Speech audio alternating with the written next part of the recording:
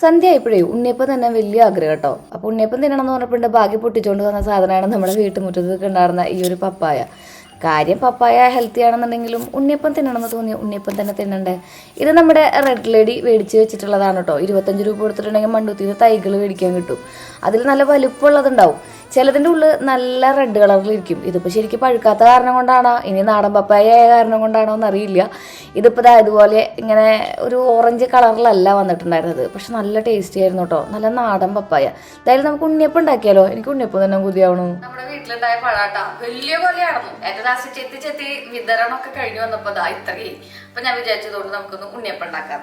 അങ്ങനെ ഉണ്ണിയപ്പം ഉണ്ടാക്കാൻ വേണ്ടിയിട്ട് നമ്മുടെ നാളികേരം പൊളിക്കാൻ ഒരു കുഞ്ഞ നാളികേരം മതി. നമുക്കത് വറുത്തിടാൻ വേണ്ടിയിട്ടാണ്. അപ്പൊ അത് പൊളിക്കാൻ പോയപ്പോഴാണ് അതിൻ്റെ ഉള്ളിൽ പൊങ്ങ് കണ്ടത്. ചെറുതായിട്ടൊരു നേപ്പാൾ ലുക്ക് ഉണ്ടല്ലേ. കുളിച്ചിട്ടുമില്ല നനച്ചിട്ടുമില്ല. ഉണ്ണിയപ്പം ഉണ്ടാക്കത്തില്ല. അതാണ് ഇപ്പൊ ലക്ഷ്യം.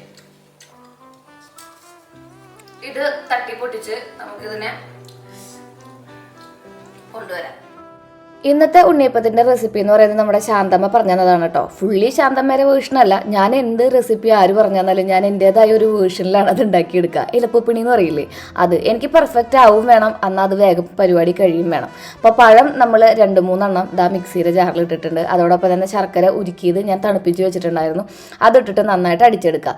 ഈ റെസിപ്പി ശാന്തമ്മയുടെ എന്ന് പറയാൻ കാരണം എന്താ വെച്ചിട്ടുണ്ടെങ്കിൽ ശാന്തമ്മ റവ കുതിർത്തിട്ടാണ് അത്ര ഉണ്ണിയപ്പം ഉണ്ടാക്കുന്നത്. ഒരു മണിക്കൂർ നന്നായിട്ട് വെള്ളത്തിൽ കുതിർത്ത് വെച്ച റവ നമ്മൾ മിക്സിയിൽ ഇട്ടിട്ടുണ്ട്. അതോടൊപ്പം തന്നെ അതിൽ അരിപ്പൊടി കുറച്ച് മൈദ ഇട്ടിട്ടുണ്ട് കേട്ടോ.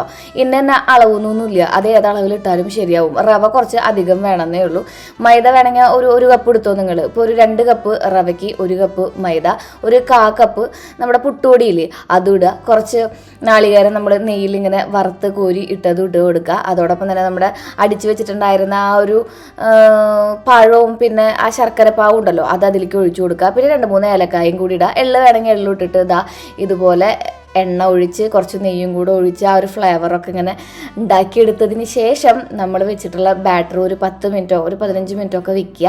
അതിന് ശേഷം ഇതുപോലെ ഇങ്ങനെ കോരി ഒഴിച്ച് ചുട്ടെടുത്തിട്ടുണ്ടെങ്കിൽ സിമ്പിളായിട്ട് ഈസി ആയിട്ടുള്ള നല്ല അടിപൊളിയായിട്ടുള്ള പഞ്ഞി പോലത്തെ ഉണ്ണിയപ്പം ഉണ്ടല്ലോ ഉണ്ടാക്കിയെടുക്കാൻ പറ്റും. ഞാൻ ഗ്യാരണ്ടി. നിങ്ങൾ ട്രൈ ചെയ്ത് നോക്കുന്നേ. 10 മിനിറ്റിൻ്റെ പരിപാടിയുള്ളൂ ഇത്. ഇത് പറഞ്ഞു വരുമ്പോൾ വലിയ പ്രോസസ്സായിട്ട് തോന്നുന്നുണ്ടെങ്കിലും ചെയ്തു വരുമ്പോൾ ഭയങ്കര സിമ്പിളാണ് കേട്ടോ. പറക്കി വെച്ചിട്ട് ഇതുപോലെ പറക്കി തിന്നുക. എന്താണെന്നറിയോ ഇതൊരു ടേസ്റ്റ്. 1-2 തിന്നാട്ടോ. പിന്നെ നമുക്കിങ്ങനെ എടുത്ത് വയ്ക്കാം. 2-3 ദിവസം പുറത്തിരിക്കും, 3-4 ദിവസം ഫ്രിഡ്ജിലിരിക്കും. ഇതിങ്ങനെ ആവിയൊക്കെ കയറ്റി വല്ലപ്പോഴും എടുത്ത് കഴിക്കാൻ എൻ്റെ സാറേ